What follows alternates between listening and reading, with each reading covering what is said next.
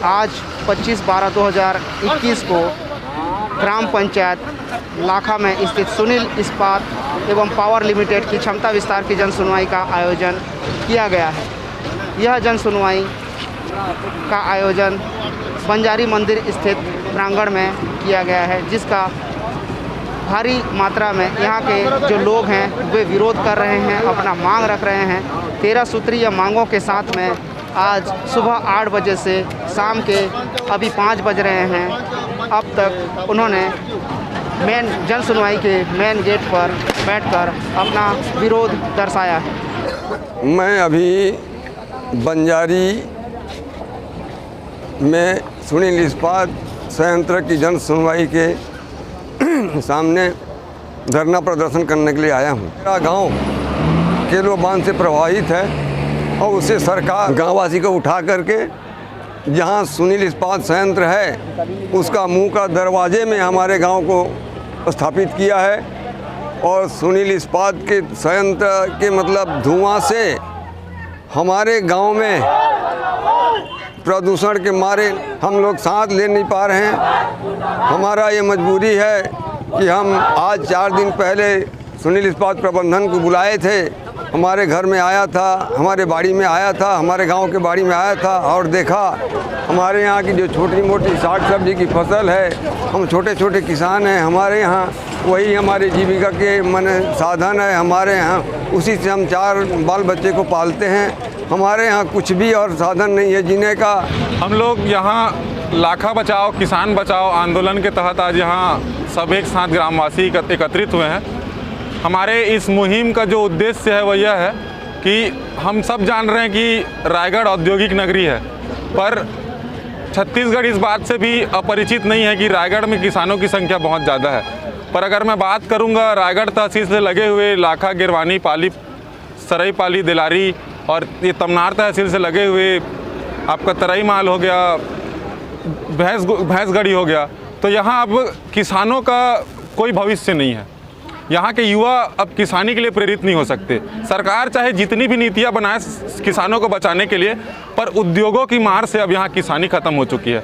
तो किसानों को बचाने के लिए, युवाओं को रोज़गार देने के लिए, महिलाओं को सशक्त करने के लिए और बेटियों के संरक्षण के लिए हम इस मुहिम को छेड़े हैं। और इस मुहिम के तहत हम आज इस सुनील इस्पात एवं संयंत्र के क्षमता विस्तार के जन सुनवाई में अपना आंदोलन को हमने व्यक्त किया। और ये पहले से कंपनी स्थापित है जहां गांव के लोग 2 तरीके से 2 पक्ष हैं। एक तो कंपनी का विरोध करने वाले लोग जो मूल गांव चिरई पानी गांव के रहने वाले लोग हैं, उनका ये कहना है कि कंपनी द्वारा जो पहले से वादे किए गए थे कि स्थानीय लोगों को रोजगार दिया जाएगा, शिक्षा, सड़क, बिजली, पानी, स्वास्थ्य जैसे मुद्दों के लिए काम किया जाएगा, और ये गांव के लोग बार बार कंपनी के पास जाकर इन चीज़ों की मांग कर रहे थे। जब कंपनी द्वारा इसकी बात की सुनवाई नहीं की गई तो जो अभी वर्तमान में कंपनी अपने कार्यों का विस्तार कर रही है उसके विरोध में ये लोग आए हुए हैं।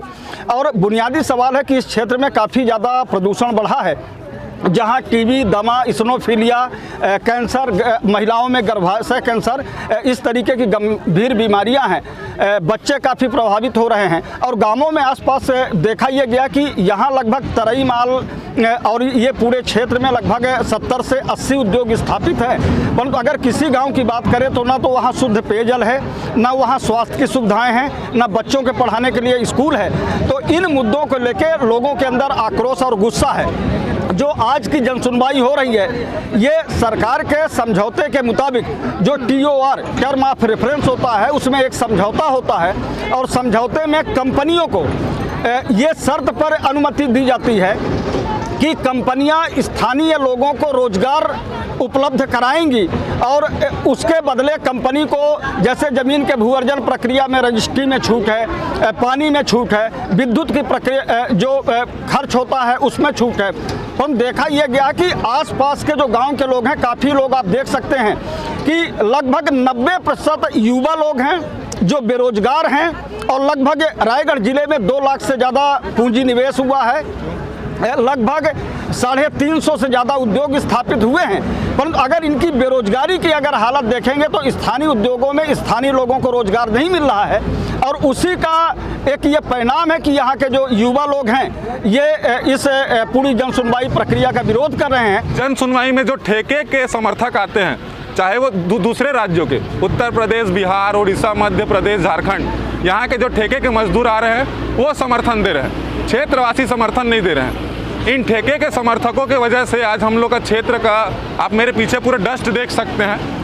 आज कलेक्टर साहब, अपर कलेक्टर साहब, हमारे क्षेत्र के कोई भी जनप्रतिनिधि यहाँ के डस्ट से भली भांति परिचित है, पर इसके लिए कोई लड़ाई नहीं लड़ रहा है। तो हम सारे युवा, महिला शक्ति और किसान संयुक्त युवा मोर्चा, हम सब एक साथ आए हैं और किसान बचाओ लाखा बचाओ के तहत पूरे क्षेत्र को जागरूक कर रहे हैं। हमारी मांग को शासन पूरा करे और नहीं तो अपनी हड़ताल पे बैठ जाएंगे और उसको हम और भी विस्तार होने नहीं देंगे।